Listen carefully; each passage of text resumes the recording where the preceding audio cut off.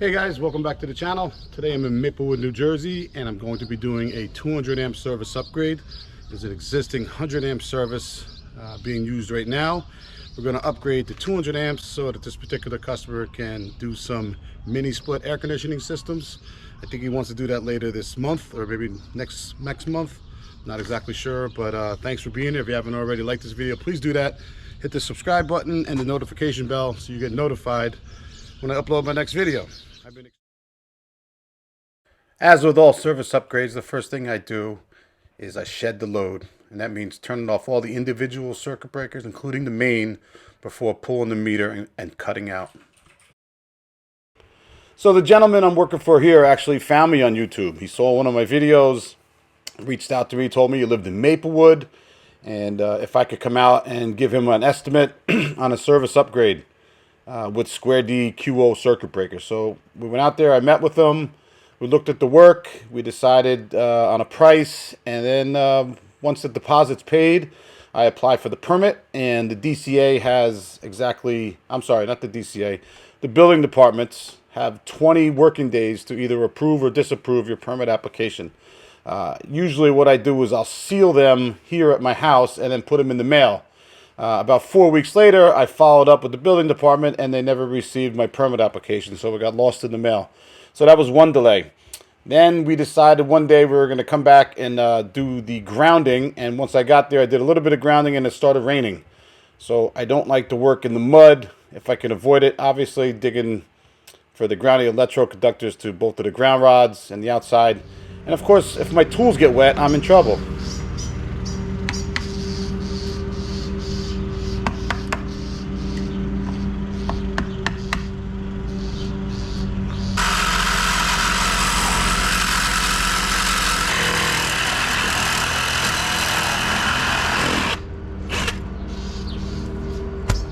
This was all old galvanized conduit here. It's probably 1.25 inches. It's 100 amp.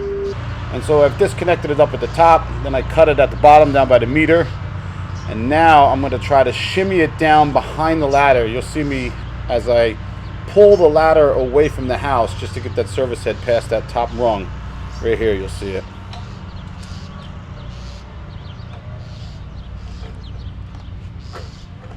Alright, so now I'm beyond, and I'm going to walk down the ladder a little bit, set it on the ground, and let it fall to the ground. Don't try this at home.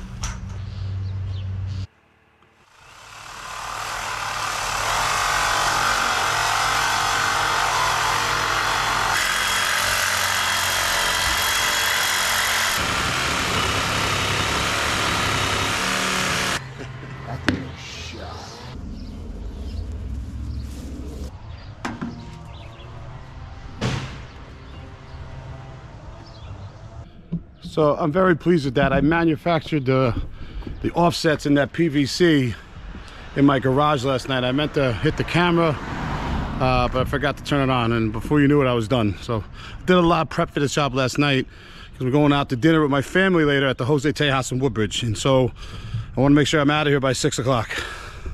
We'll see. So I did not get out of there by 6 o'clock. I left by 7 o'clock. The power was back up. And then I left for Jose Tejas, and when I got there, my family was already seated at a table, and there was one empty seat for me. And as soon as I got there, the food was put on the table. So great timing on my half.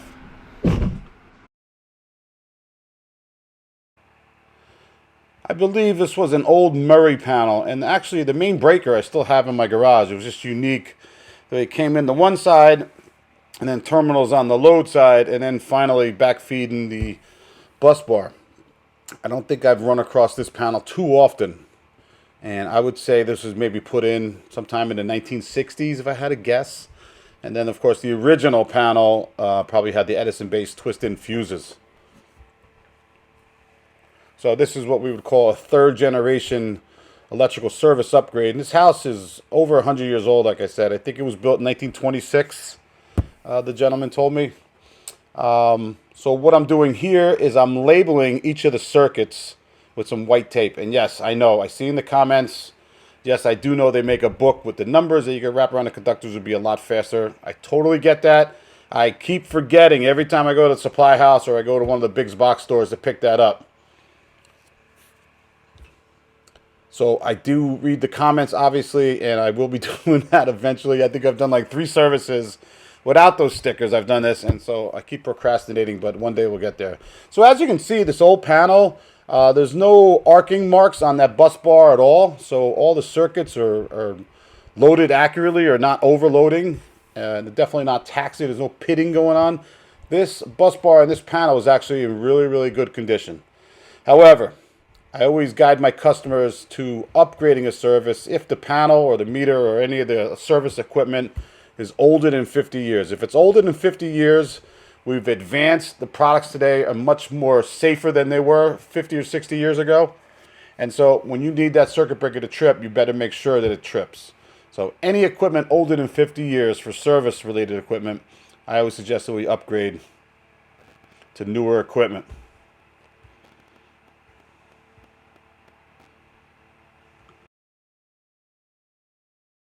A big portion of the day when doing these service upgrades is just removing the old equipment. And this old lock nut here was kind of ignorant to me, towards me. Am I saying that right? But eventually I got that off, okay? And now I want to get this old board off. It was on pretty well, but I want to remove this and get some pressure-treated lumber up against this concrete foundation here, or rather a cinder block foundation. And then we'll match, we'll add a couple of 2x4s so we get our depth. As you can see, right around my elbow height there, there's that ledge. And that's a part of the footing before it reaches the grade on the outside. So it's right at that area there. I don't know why they built like that back in the days. If you do know, maybe you can leave that in the comments. I'm not sure why they have that shelf there. But I needed to build this out because the new panel is approximately about 38 inches long.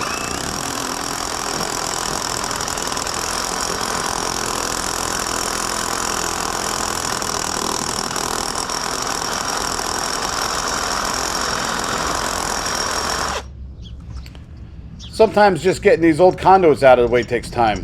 And so you got to figure that into the day, work fast because the daylight is burning. But eventually this comes out and I got to make it a little bit bigger to fit the 2-inch conduit in there, and I'll do that shortly. You'll see in the video. This goes over to the other side of the panel there, that hole. Then we'll go right into the back of the panel. Right, so I'm at the point now where I've made my hole big enough. I've removed the old nipple coming in to the back of the panel. All right, that's this wire here. I made this hole a little bit bigger right here to fit this 2-inch conduit through. It fits through, no problem. What we're going to do is we're going to mount the board, the 2x4s, to the foundation wall here, and then we're going to build it out with 3 2x4s on the flat side, so that we can get over this little hump that's here in the foundation. Now, I forget why they used to put these in. They used to build the footing up a little bit bigger than the foundation, or something like that. Anyhow, we're going to mount these on here, and then we're going to come into the back of the panel, just like the old one did in the upper left-hand corner. And good thing there's no ceiling right here, so that I'm able to run these cables up, and I have some room here to get the cables into the top of the panel. We'll make a hole big enough to fit this conduit through to come into the back of the panel. So that's what's up next. So I'm using pressure-treated 2x4s as the base that contacts the cinder block wall. All right, and the reason why I'm using pressure-treated, because obviously any kind of concrete is always absorbing moisture in the air. And so we don't want it to wick through a 2x4 board that'll eventually rot. And the pressure-treated lumber prevents this. Or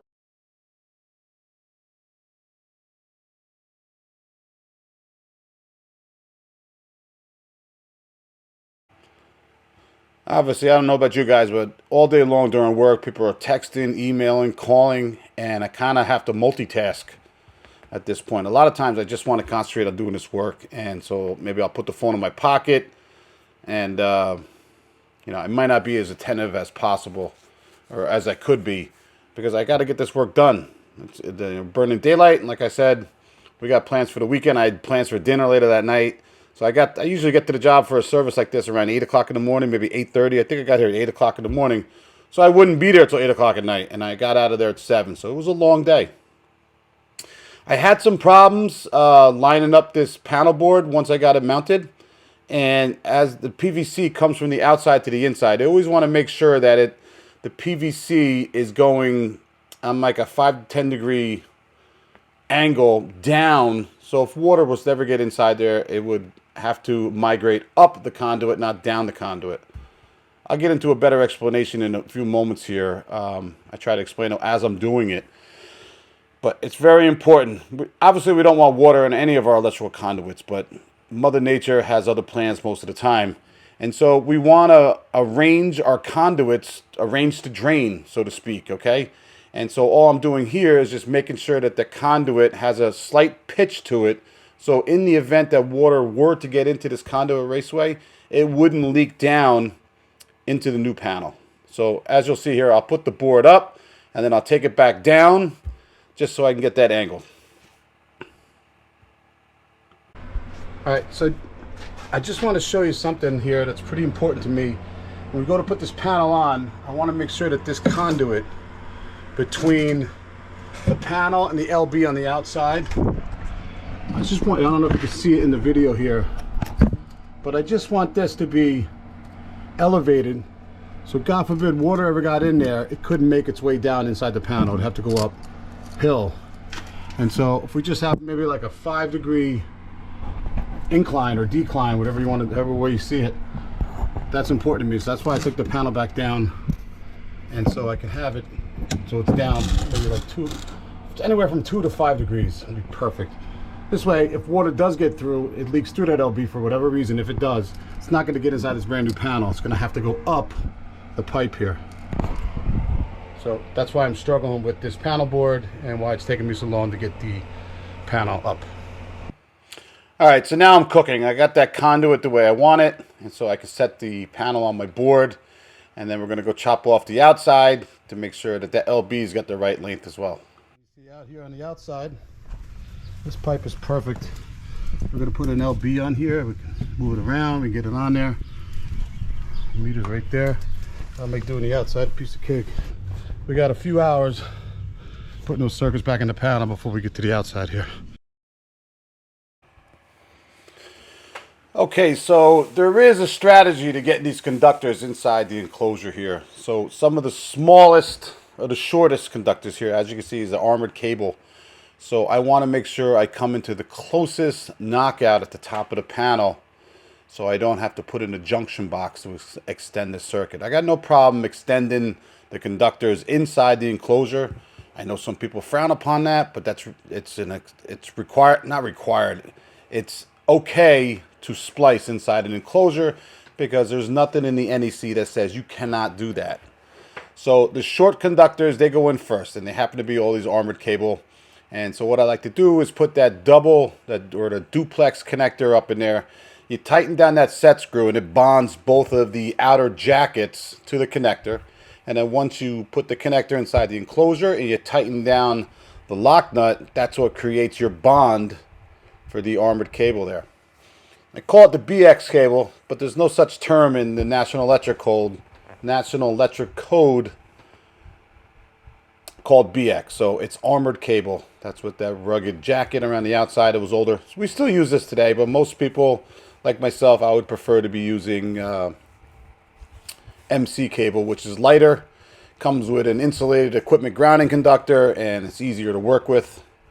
And so most of the time I will keep MC cable on my truck, 12-2 normally. And then from there, we start working our wires in and try to make it look as neat as possible. Get all these wires inside the enclosure. As you can see here, I put the black button connectors in the back. You won't see them from the front. But we're going to use some more of the duplex connectors in the front so it looks uniform and nice and neat. Obviously, that doorbell transformer on the side right there, that was in good working condition. So we attached it just the way we had it on the last panel. And then one of the short conductors inside there will get spliced onto that transformer lead, and that's how the transformer becomes powered through one of the existing circuits.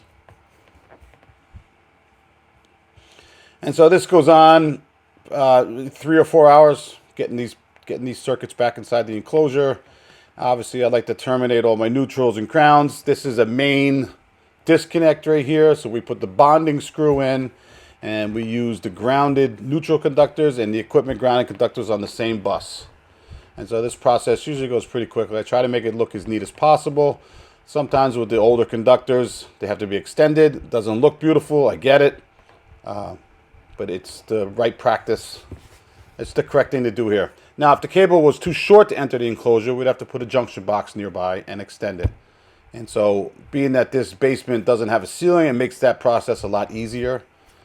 But if you had a ceiling, then you'd have to put a box either on the surface or recess an old work box inside the ceiling. It could take a lot more time, and of course, it costs a lot more money.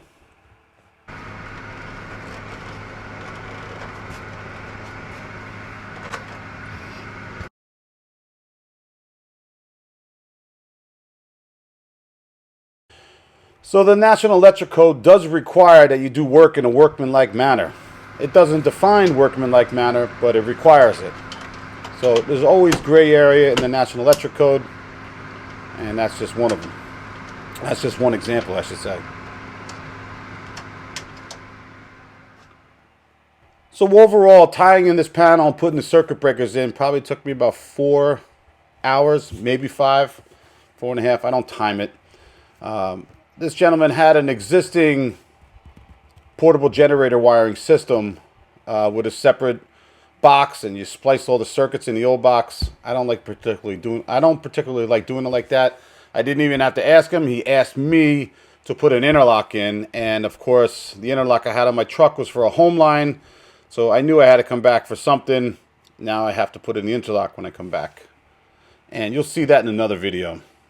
So while I was downstairs putting those circuits back inside the new panel, this homeowner was out here repairing some of the siding where the old meter was. It was water damaged very badly. So he replaced that while I was downstairs, and now it's back in there. You can't even tell that he was there. It looks fantastic.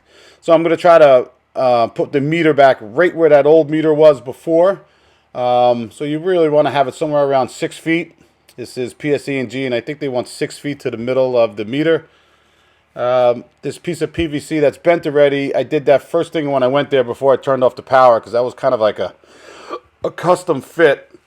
So I'm coming down, I make it like a 45, and coming through the old existing hole from where the old service was. And so what I'll do is I'll do a dry fit with the PVC, and then I'll come back with the glue and glue everything up once I know everything is good to go. Then we want to get a couple straps here, one at the top, one at the bottom here, and we're good to go. And so once the load side is done, the PVC, we'll start working on the riser. More on that right now. This is something I've never done before. I prefabbed and pre-bent my PVC. This is a 2-inch offset right here, or rather a 3-inch offset, to go around this lip in the middle of the house here between the first floor and the second floor. So I did this in my garage last night. I meant to set up the camera, I didn't.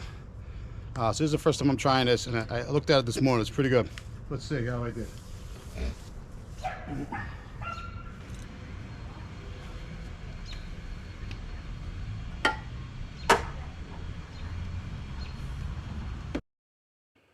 So the conduit's done correctly. I just got to figure out where to cut it. So I knew all along I was going to use at least 2 pieces of conduit. And these pieces of PVC conduit are 10 feet long. They're about $30 each. And so when you're bending it and you're burning it up or heating it up, you don't want to burn it. You don't want to screw it up and have to do it over. It's $30. But sometimes shit does happen. And so I want to make sure the job's done right. I got very fortunate here. I did take a quick measurement when I was there a couple of weeks ago doing the grounding system. And so I was able to do this in my garage, which is a lot more comfortable doing it there on a table instead of on some guy's front lawn. So right where this is what you would call a 3-inch saddle bend, so to speak. But what I'm doing is I'm actually piecing together 2 different offset bends and putting my coupling right in the middle here. So once I get the right height here, I want to put a strap. Of course, just like with the LB down below, we do a dry fit first, and then we come back and we glue it. And now I'll come back with my other piece up at the top here, get a nice mark for that, and where to cut it. And then what we want to do is we want to put the PVC service head and glue it on before we set it in place, so that that's in place when we go to run our conductors through this riser. Any questions, please leave the questions in the comments.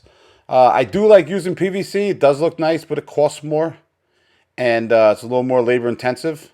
And so as long as people are willing to pay for that, I'll put that in. Some people are okay with the service entrance cable. In this house, we could have done service entrance cable, but this homeowner specifically asked me to put PVC on the outside. And of course, we ran all aluminum conductors, which is fine as well. Most of the grid, especially in this neighborhood, it's all aluminum out on the street. So it's aluminum service entrance cable, service entrance conductors. And we always use the duct seal. We always use the Penetrox or the antioxidant. And I know it's not required. We've been over this a million times. I still put it in there. Do the job right the first time if you can. And try not to take too many shortcuts. So you might be asking yourself, don't you get nervous being up that high and doing all that work? Well, I've been doing this all my life for over 30 years. And yes, I do. I don't want this ladder to kick out from underneath me. I don't want a gust of wind come by and blow me into those bushes. But I got a job to do, and I'm going to do it as quickly as possible and as good as well as I can. And so you got to use your best judgment. If something's not safe and I don't feel like doing it, I'll say it. I don't feel like doing it. But something like that, I'm up there, I get it done. I'm using the bandsaw here to cut my conductors because I left my ratchet cutters down in the basement. But what I'm doing is I'm pushing my conductors down from my 200 amp meter into my LB, and then I'll push them through the LB to the inside where the panel is. And then we'll strip back the conductors before terminating them in the neutral lug, and then of course the main breaker lugs inside the main breaker panel. This is the best way to do it. Push them down from the meter and then in through the LB, in case you were wondering. I've done them both ways. Sometimes it's not easy. Sometimes you run into problems. There's a little bit of extra conductors at the panel, but that's okay because we're going to size it just right. I'd rather be a mile too long than an inch too short, but not 2 miles. Very seldom will an inspector take off the LB cover from the wiring going from the meter down to the panel. But because the probability of cold air meeting the warm air is there, even in the code, there's a section, I don't know the code section right offhand, but it's there, that you need to fill the space between where the cold air will meet the warm air to avoid condensation inside the electrical panel. So what I do is I take duct seal and I seal up that pathway from the inside of the LB to inside the panel so that we can prevent condensation from building up. I guarantee you very few electrical inspectors will actually look for that or even decide to open up the LB. So make sure you ask your electrician about it before you hire anybody to do this work. See that? How hard is that? You got strong arms. That's the $200, huh? What's that? That cutter? Yeah, the ratchet cutter? Yeah. I've had this cutter over 15 years. That guy I worked for in Bayonne, he bought it for me. Well, I bought it while I was at the supply house one day because I was like, how else am I going to cut this wire? I use it as an excuse, really. $200, that's a big investment for a manual tool. But you need it. Oh, you need it, is for sure. If I had to go out and, if I did this job, I would have to spend a couple $1,000s on tools. Oh, easy. But you see outside, I didn't have this. I wasn't using it. I saw that. You were using the bandsaw. Absolutely. That's the first time I ever used the bandsaw for that, because that bandsaw, I never used one until recently. And that thing is just awesome. And that's a M12 Yeah. bandsaw. Cuts up to 2 inch. I'm hoping to get that for Christmas. Okay. I don't know what I'm going to use it for.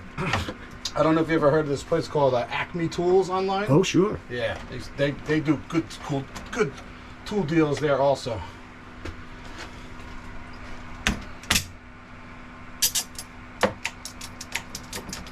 Yeah, if you didn't have these ratchet cutters. Oh, I would have to cut that with a hacksaw. Yeah.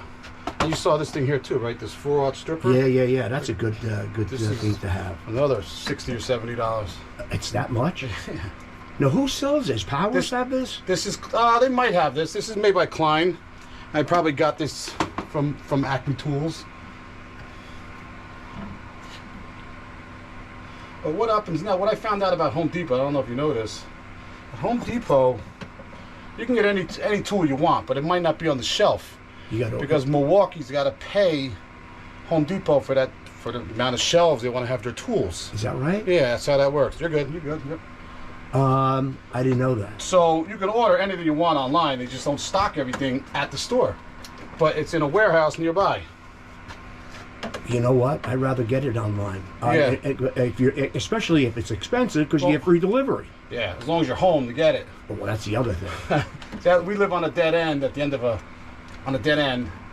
And, unless you're coming down there, nobody comes down that road really. And believe it or not, a lot of times when I buy Milwaukee tools, it comes in this big shiny red box, and you're like, yeah, thanks. That's exactly what happened to me. I went out and I bought a Makita. Forget. FedEx delivers it. Yeah. And it's in a Makita box. Left it right on the stoop. It was gone. I said, what's the matter with you? Somebody stole it, or you got it? No, I got it, but thank God I was there. They don't know that. Well, obviously, yeah. This guy, they don't care was either. clueless. Yeah. But anybody sees that's gone. I feel for those guys working for Amazon, because they're always out there. There's so much. It's a shit job. It's a hard job. Even those warehouse people, I don't know how they work do like slaves. And they watch, everything is being watched by the computer. Sure. Well, I know I work at some houses, there's cameras all over the place, and I don't care. You can see how good a job I'm doing. How about that? You made that look simple. I would have been wrestling that for a half a day. I was thinking, Jesus, when your wife is paying for dinner at one of your favorite restaurants, you want to make it, you know what I mean? I hear you.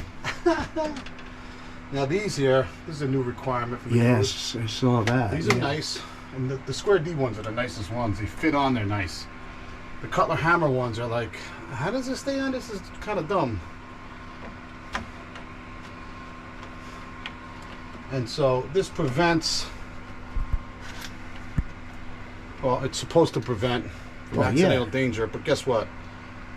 These are live too, but these are recessed back in there. The QOs are nice. I don't put these in all the time. The QOs are a real nice design, I gotta say. So your generator, until I get the interlock, I got it disconnected, okay? Yeah, that's okay. So there's no problems there. Like I said, if Hurricane Alma comes, I'm hooking it up. Hurricane Alma? Whatever. All right. It starts with an A, right? I guess. The first one? Yeah. Right. Alma. Alrighty. The red button again. Yep. Did it come on? You got it. Beautiful. And when that battery runs out, I'll just finish it off on my iPhone. Okay. I don't know why I don't have my charger here with me, but I don't have my charger here with me, so I can't even charge the batteries back up. And I could use an auxiliary battery, but I don't have the cord because it's with the charger. I could put this here.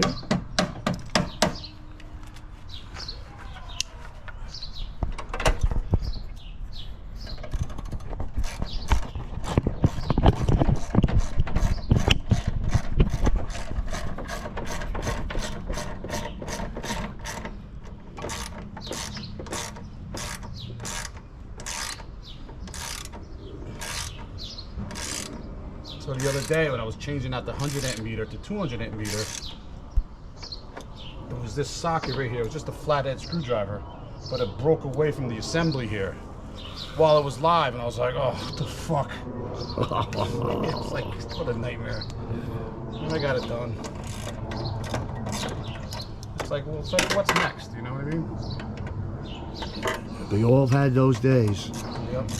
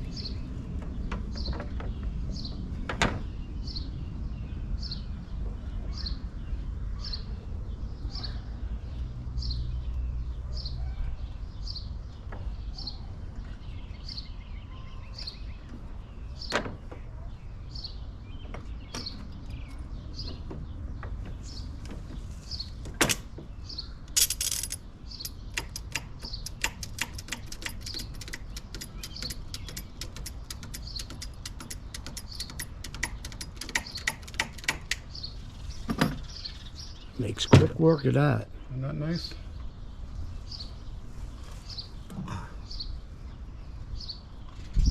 Any tool that's going to make your life easier and make you more money, Oh yeah, buy that tool.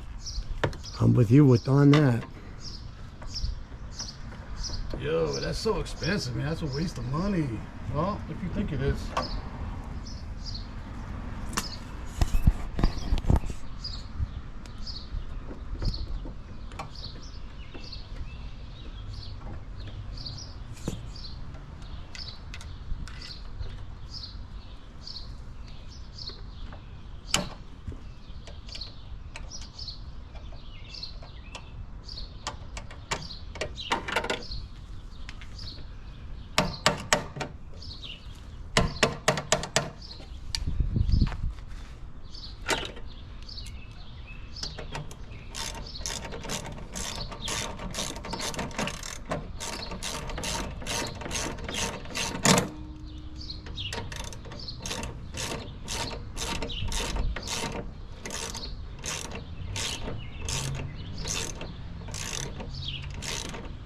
Pete, do you own an impact driver? Yeah. Best, right? Oh yeah. So much different than the older, not the old days, but you know what I mean. Oh geez, the tools that they have today are so much far superior. I don't think I could swing a hammer today. You haven't seen my one tool, but I run Romex wire. I got the DeWalt cable stapler. Yeah. That's awesome. It's battery powered. Yeah, yeah. I still have the who was it? Gerber Bender. They had one of those? No, but it's manual. Oh, okay. It's a pain. Oh, I think I know what you're talking about. Yeah, yeah. Yeah, that was available a while ago. Oh yeah, it's old. But when you're in a crawl space, and the guys, what they complain about is, oh, well, it doesn't really secure that cable very well. I like to do my own staples. I'm like, okay. Is that what they said? Yeah. You got to be out of your mind. It just takes time, a lot more time, but quality is probably a little better. I like to do that too long. Let me see if I can push it up a little bit. Yeah.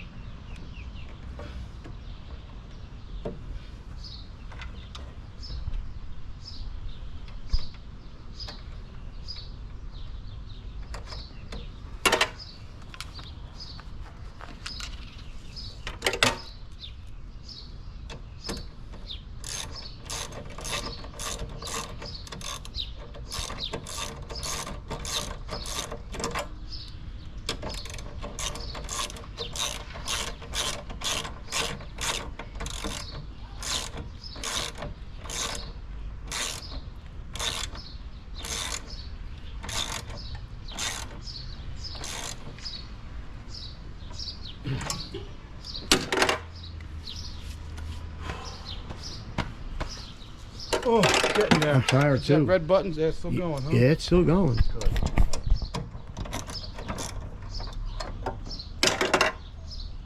This Pentatruck shit gets all over your hands and tools. I know. And it's just all greasy shit all over the place.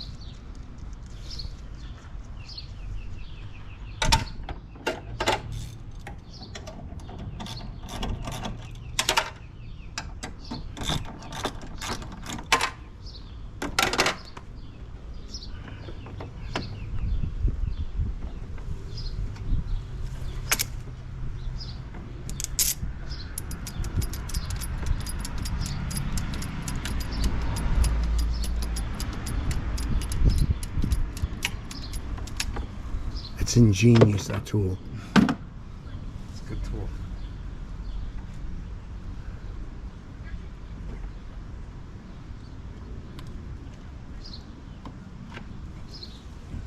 This thing's a big time saver too. Oh yeah.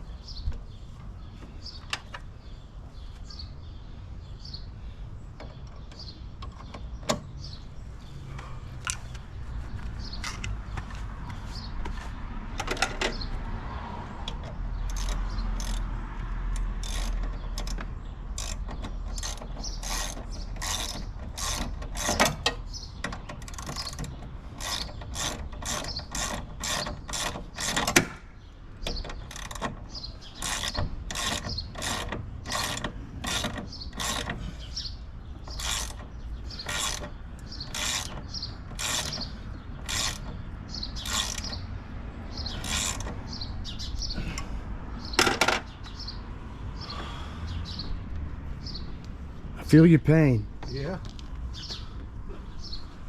Almost there.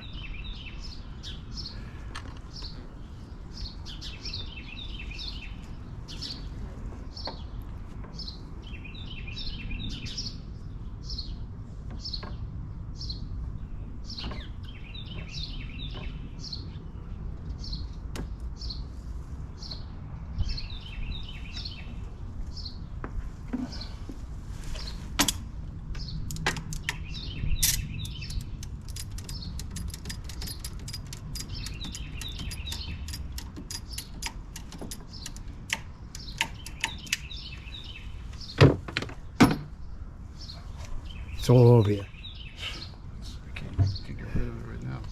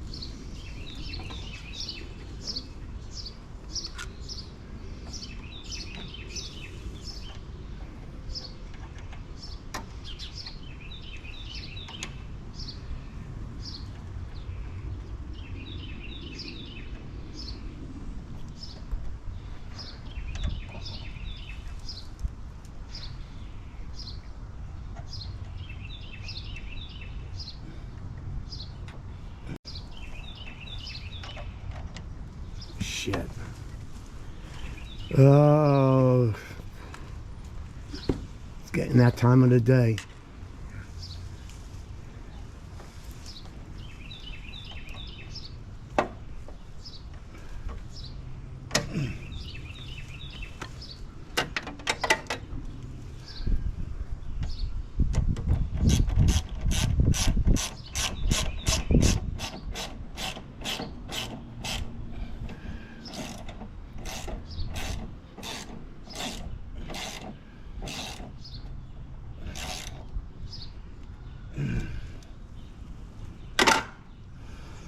One more.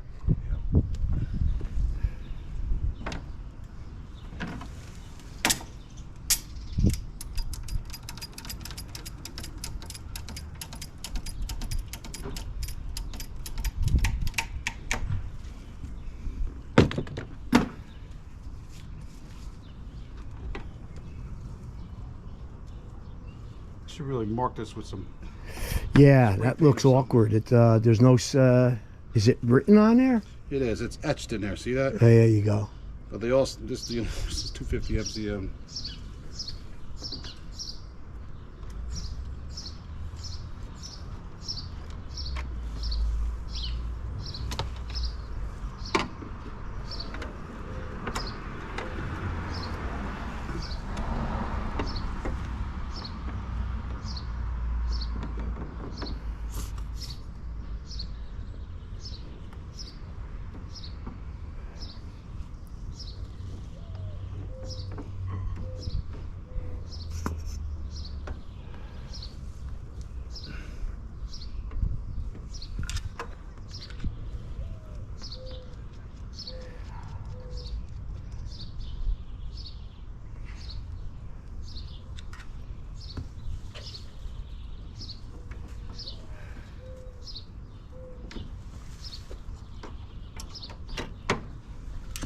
The red light's still on, huh? It's still blinking. Beautiful.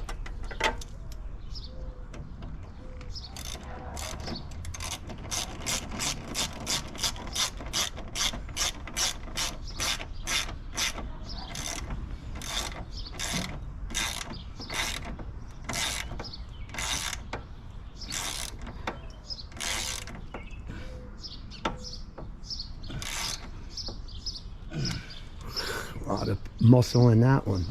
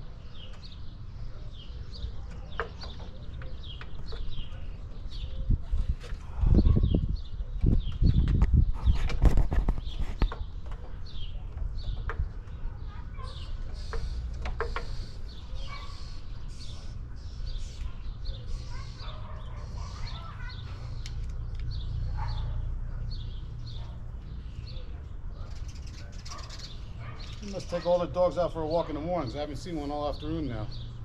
Yeah, they've been around, but not like this morning though. That was crazy. Yeah, but this is a dog town. Can I show you my dogs? I got a German Shepherd. Yeah, so. Yeah, he's awesome. Uh, Always in my videos. Yeah. how is he? He's okay? He's awesome. How old?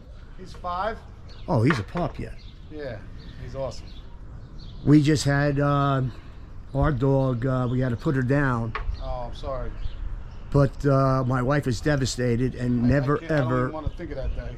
Yeah, well, she says we'll never have another dog. Oh. So. Pete, when I come home from work, we have one of those doorknobs, doorknobs that you can just push down, open up the door. So our two-car garage is attached to the house. He opens up that door when he hears the garage door going up and runs after me. Runs out, yeah. Ever since he's been a baby. Dogs are loyal. He's the most loyal friend in the world. In the world. Pete, you'll never believe this, but one time, I'm tying in these wires. I'll show you what I did. I went to attach it, and I attached it like this. And I was like, you know, and of course it's getting dark. It's been a long day. It's like, really? Yeah, I could imagine doing that myself. Yeah.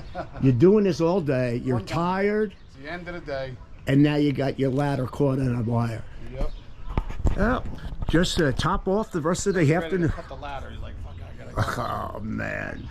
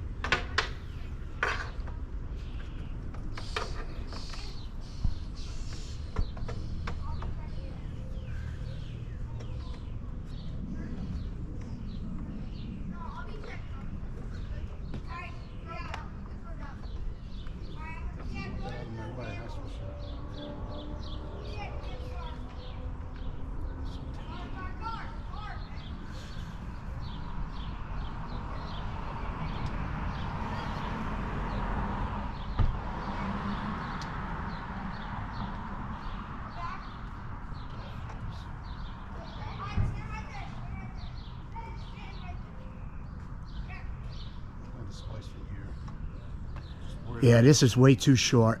Yeah. And it's that old wire. This is part of the old service. Yeah. Yes, we fix that.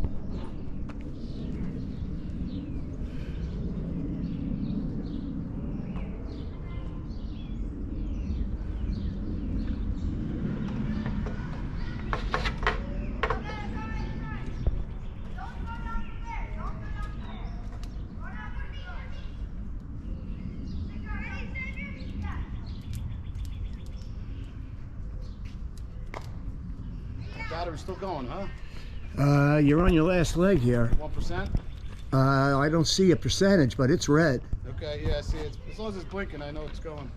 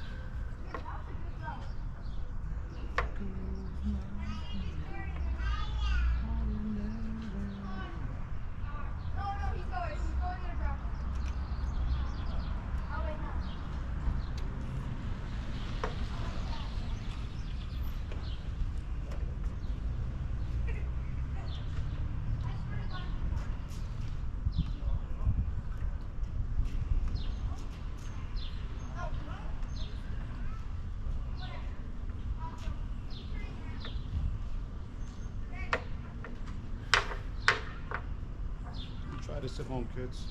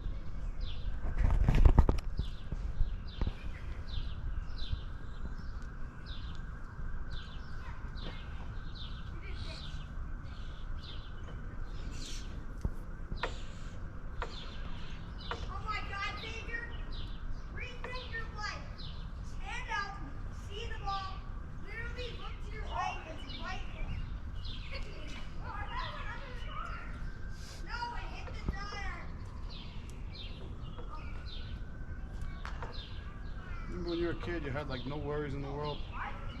Oh, I wish those days. I miss them too. I really miss them.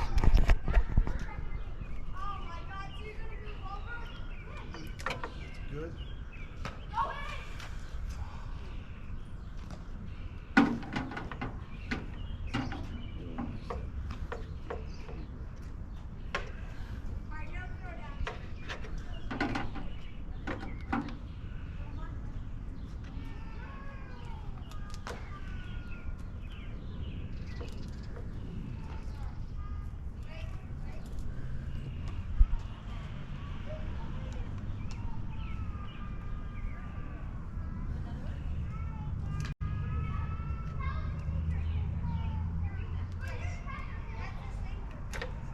That? Yep. That means it's continuity. It should have none right here. That's good. That's good. And that's good. Now up here, go to voltage. I should have around 240 volts, 237, 116, 118. Just gotta be careful here. 150, 118, so we're good there. Downstairs, the panel's off, so we got power on our line side. When we put the meter in, we'll have power to the load side. And then we can turn the main breaker on. And have a beer. See that? August 1977. Cool. Isn't that cool? That is cool. Yeah, feel how heavy this thing is. The new one's plastic. Yeah, it's all electronics today. I deserve a new meter. You really do. Just stand back a little bit, just in case. Okay, so it's arcs. And I hope not. Me too.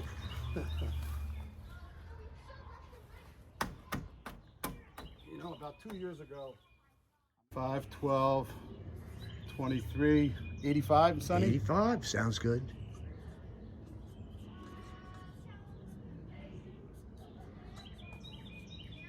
There you go.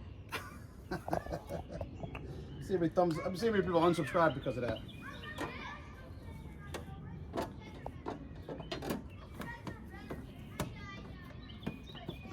All right. Looks Well, pretty good.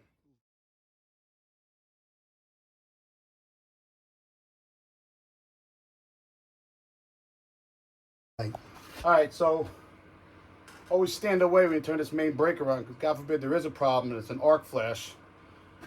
You may lose your hand, but if you're standing right in front of it looking at it, you might lose your face.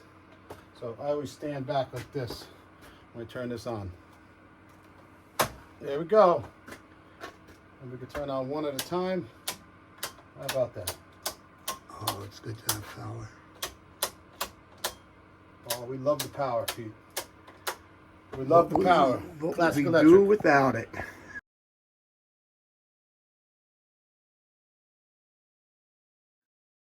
Several days later, I returned to identify all the circuits inside the panel, and then I also did some hydraulic concrete around this penetration through the foundation around the LB.